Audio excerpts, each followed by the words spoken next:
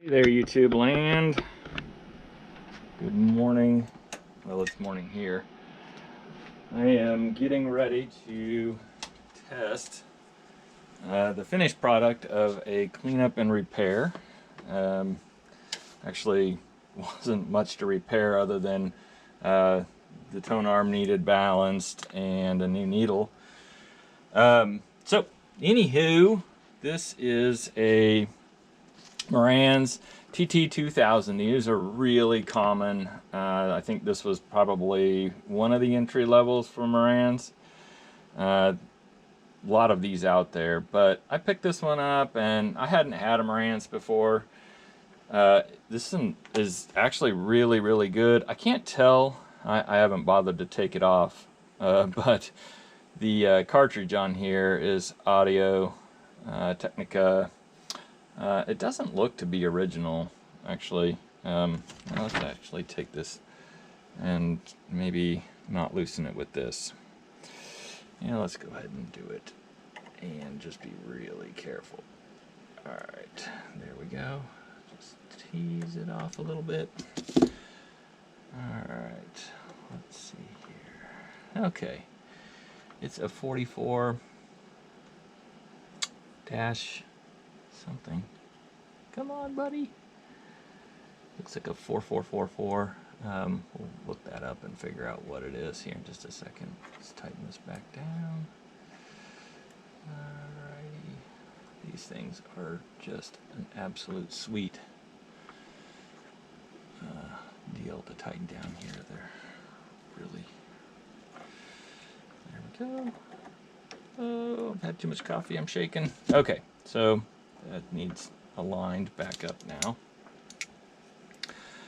Let's just go with this alignment until I got this Shure alignment tool. It's vintage. They're really hard to come by, and I'll use it here in just a second. So anyways, this unit has a speed adjustment. The speed adjustment is doing the normal speed adjustment thing on these vintage units where it's really finicky.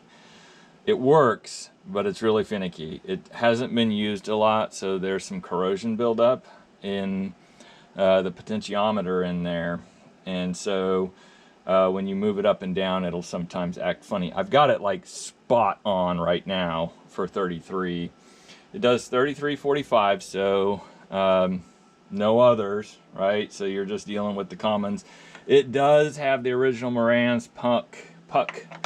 Was happy. We've got it dialed in for, I think, 3 grams of downforce. I believe that's what I have.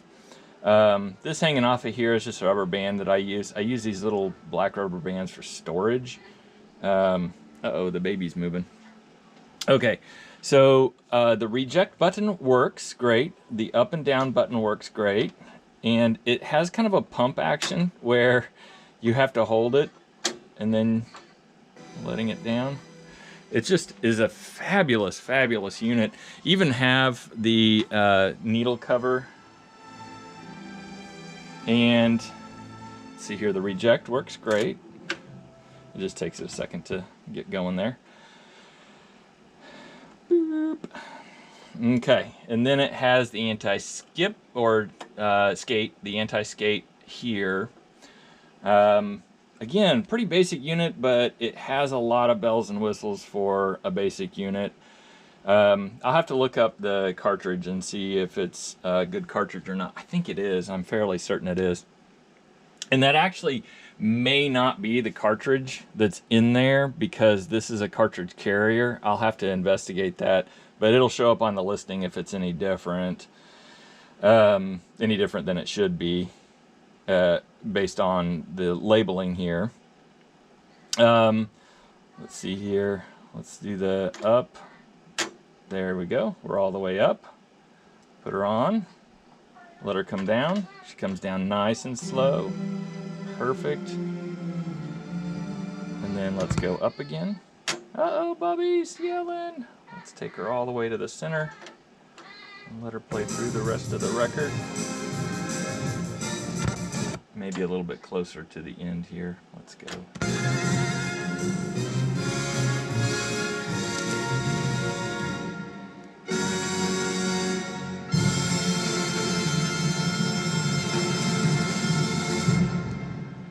Okay, very good. Now let's let it go and make sure the return works properly. There she goes. Very good. Okay.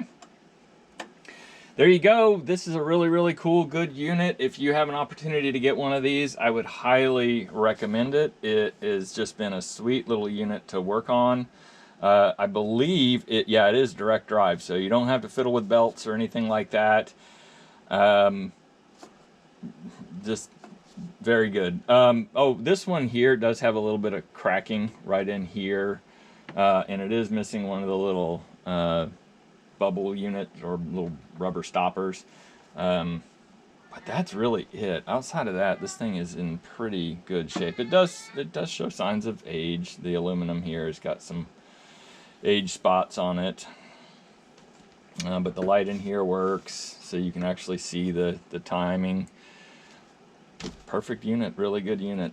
Well, perfect is, well, it's vintage.